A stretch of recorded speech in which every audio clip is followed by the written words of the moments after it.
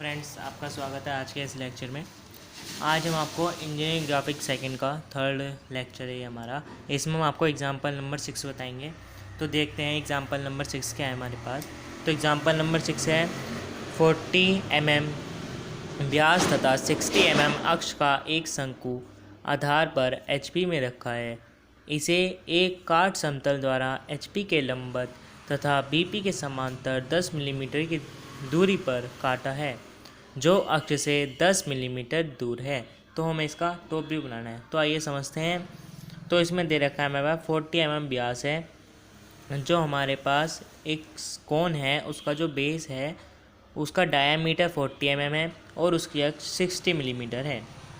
उसके बाद हमें दे रखा है जो आधार से HP में रखा है, जो अपने आधार पर HP में रखा है, इसे एक काट समतल द्वारा HP के लंबवत तथा BP के समांतर, जो इसका काट समतल जो पृष्ठ है वो इसे HP के लंबवत तथा BP के समांतर 10 मिलीमीटर की दूरी पर काटता है। अब हमें ये दे रखा है कि ये HP में रखा है, तो हम अपने इसका आधार बनाएंगे HP में, क्योंकि हमारे पास ये है BP/HP। तो हम इसका HP में आधार बनाते हैं। तो हमें 40 mm व्यास है इसका डायमीटर, तो हम इसे 2 से डिवाइड करके इसकी रेडियस निकालेंगे, त्रिज्या। तो इसे अगर हम डिवाइड करेंगे तो ये आ जाएगा 20 mm। तो हम 20 mm का रेडियस का एक सर्किल बनाते हैं। ये हमने 20 mm रेडियस का एक सर्किल बना लिया है। अब हम इसके 8 भाग करेंगे। हम जितने भाग करते हैं उतना अच्छा हमारा प्रोजेक्शन आता है।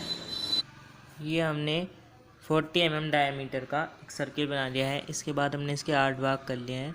हम जितने अच्छे भाग करते हैं उतने ज़्यादा हमारा अच्छा प्रोजेक्शन आता है। अब हम इसके प्रोजेक्शन ऊपर ले लेंगे। उससे पहले हम इसकी नेमिंग कर लेते हैं। तो नेमिंग के लिए हम इसे लेते हैं वो A, इसे B, इसे C, इसे D, इसे E, इसे F और इसे G। ठीक, हम इसे नेमिंग दे देते हैं। इसे आ गया F, A B C D E, ये आ गया हमारे पास H। उसके बाद जो हम इसे नेमिंग दे देते हैं, तो अब हम इसके प्रोजेक्शन ऊपर लेंगे। उसके प्रोजेक्शन ऊपर ले लेते हैं। ये हमने इसके प्रोजेक्शन ले लिए हैं।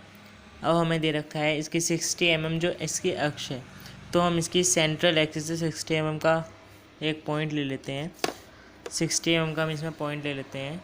ये हमने 60 mm का इसमें पॉइंट ले लिया है। 60 mm के पॉइंट के बाद हमें एक शंकु बनाना है, तो हम जो इसके मेन ये पॉइंट हैं उन्हें हम इसके सेंटर पॉइंट से मिला देते हैं।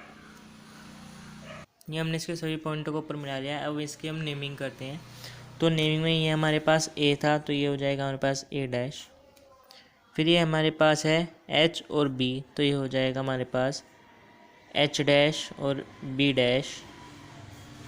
उसके बाद ये हमारे पास G और C, तो ये हो जाएगा G' और C'। उसके बाद हमारे पास है D और F, तो ये हो जाएगा हमारे पास D' और F'। उसके बाद हमारे पास है E, तो ये हो जाएगा E'।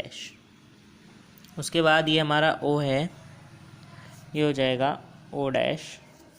O' के बाद इसमें क्या रखा है हमसे, इसे एक काट समतल द्वारा HP के लंबवत तथा BP के समांतर। तो BP के समांतर क्या होगा, जब BP ऊपर है तो BP का समांतर नीचे होगा। तो BP के समांतर हमें एक रेखा, BP के समांतर कौन सी रेखा होगी, जो XY रेखा के समांतर होगी। तो ये हमारे पास होगी BP के समांतर की रेखा। लेकिन इसमें हमसे ये कह रखा है कि BP के समांतर 10 मिलीमीटर की दूरी पर काटा जाता है। तो हमें 10 मिलीमीटर की दूरी पर काटना है, जो अक्ष से 10 मिलीमीटर दूर है।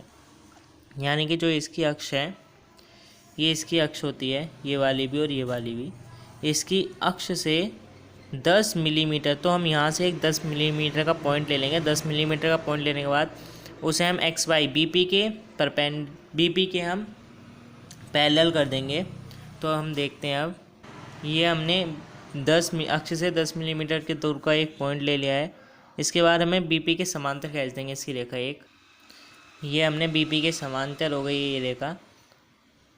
उसके बाद हम इसकी हम नेमिंग करेंगे। नेमिंग का हम सरल तरीका बताते हैं। पहले हम देखते हैं कि 60, ये जो इसे समतल तल काट रहा है, ये किस किस रेखा को काट रहा है। A और B को काटा है इसने, A और B को काटा है।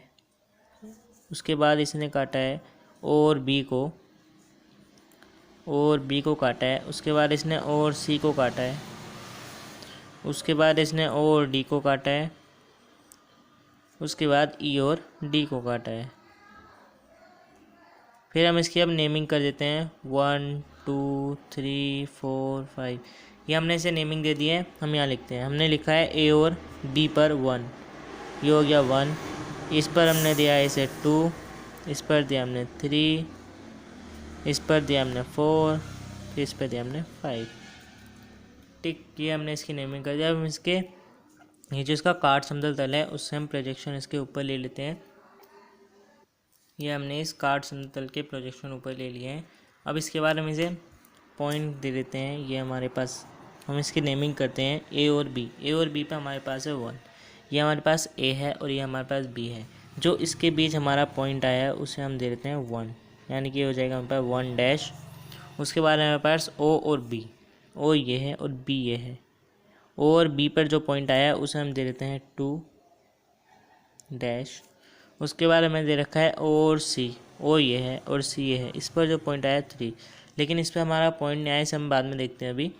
उसके बाद हमारे पास है ओ और डी, ओ और डी, डी हमारा यहाँ है। तो ओ और डी पर जो पॉइंट आया है उसे हम दे देते हैं 4, ये हो गया हमारे पास 4 डैश। 4 डैश के बाद हमें दे रखा है ई और डी, हम यहाँ देखते हैं ई और ये है डी, इसके बीच जो पॉइंट आया है उसे हम दे देते हैं 5 डैश। तो ये हमारे पास हो गया 5 डैश। उसके बाद हम देखते हैं 3 वाला पॉइंट। 3 वाले पॉइंट, ये जो रेखा है ये हमारी बीपी के समांतर, हमारे पास ये 3 का पॉइंट नहीं है, मतलब बीपी के समांतर तो है, परंतु हम इसका अगर प्रक्षेप लेंगे तो ये इसी लाइन पे आएगा, लेकिन हमें क्लियर नहीं पता ये कहाँ आएगा। तो हम क्या करते हैं, उसके बाद हमें पहले इस 3 पॉइंट को हम बीपी के समांतर लेते हैं। तो 3 पॉइंट जो बीपी के समांतर कैसा आएगा, जिसमें ये 3 पॉइंट इस वाली रेखा पर हो या बीपी के समांतर कोई भी रेखा है उस पर हो, तो हम उस पर ले लेते हैं। तो हम क्या करेंगे, अपने सेंटर पॉइंट पर रखेंगे, वहाँ से हम 3, ये जो 3 पॉइंट है वहाँ तक की हम दूरी ले लेते हैं। उसके बाद ये हमने पॉइंट ले लिया है, इस पॉइंट से हम एक चाप लगाएंगे। आप इधर भी लगा सकते हो और आप इधर भी लगा सकते हो।